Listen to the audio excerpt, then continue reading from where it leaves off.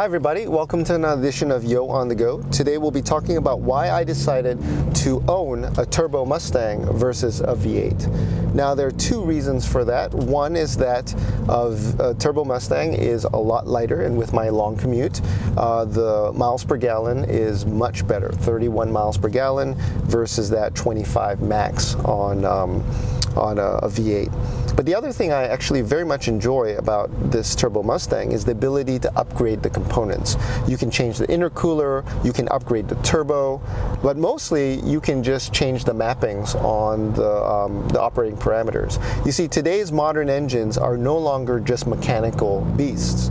They have a significant amount of code, operating conditions built into them. And so if you look at any machine, any car, they have hundreds of millions of lines of code in them.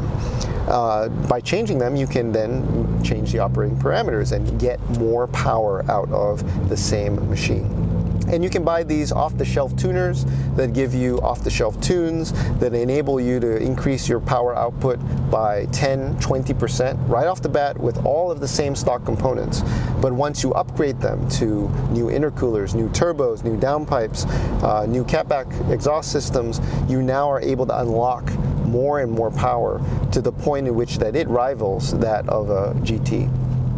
So that's what I actually enjoy, is to be able to fiddle and tune these systems to their optimal operating conditions. That's something we need to think about in terms of jobs and positions and careers.